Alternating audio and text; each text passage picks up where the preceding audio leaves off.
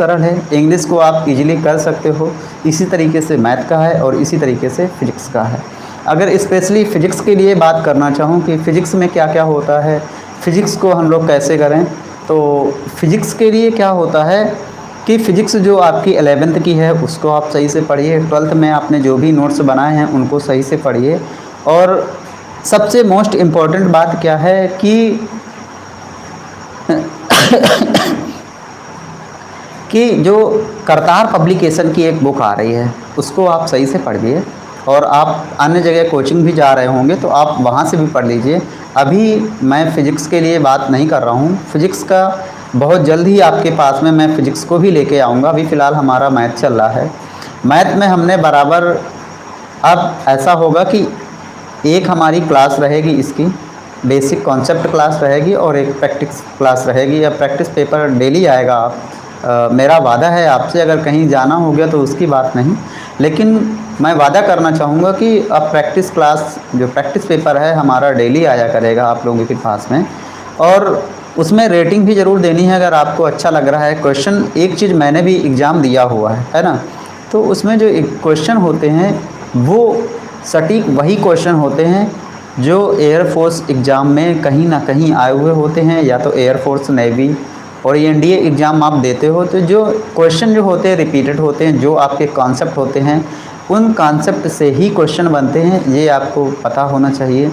अगर आपके concept clear हैं, कोई शॉर्ट ट्रिक वगैरह नहीं होती है। शॉर्ट ट्रिक जब आप कॉन्सेप्ट को क्लियर कर लेते हो तो वही आपकी शॉर्ट ट्रिक बन जाती है, ठीक है। अगर आपने शॉर्ट ट्रिक खेला है, कॉन्सेप्चुअल क्वेश्चन बहुत आते हैं, ये दिमाग से निकाल के फेंक दो अपने कि कॉन्सेप्ट वगैरह कुछ नहीं आता है भाई। कॉन्सेप्चुअल क्वेश्चन आते हैं, एवरेज कॉन्सेप्चुअल क्वेश्चन आते हैं। अगर आपने कॉन्सेप्ट से पढ़ के गए हो एयरफोर्स, अगर आप कॉन्सेप्ट की तैयारी कर रहे हो, कॉन्सेप्चुअल पढ़ भी रहे हो, तो क्या है कि एयरफोर्स, स्पेशली मैं मैथ के लिए बात कर रहा हूँ, तो अगर आप कॉन्सेप्चुअल तैयारी कर रहे हो, कॉन्सेप्ट के साथ में पढ़ रहे हो, तो आप एयरफोर्स, नेवी और ना बल्कि एनडीए भी आप फाइट कर सकते हो, क्योंकि एनडीए में भी एक कॉन्सेप्चुअल क्वेश्चन आते हैं। आपने अगर सही से पढ़ा है, सही से सारी चीज़ें की हैं, तो मुझे नहीं लगता कि आपका एनडीए भी नहीं निकलेगा। तो आप कर सकते हो, लड़के ही आपके जैसे लोग ही एनडीए भी फाइट करते हैं। अगर आप बराबर चीज़ों को कर रहे हो, सही जगह से पढ़ रहे हो, तो पक्का है आपका एनडीए भी क्वालिफाइड होगा। रही बात गेट के लिए, एनडीए में सबसे ज़्यादा होता है गेट वाला पोर्शन होता है, उस पोर्शन को आपको क्लियर करना है। अगर वो पोर्शन आपका वीक है अगर है, तो आप यहाँ मैथ, फिजिक्स, इंग्लिश और 12th की जो आपने केमिस्ट्री पढ़ी है उसको थोड़ा पकड़ में मजबूत कर सकते हो।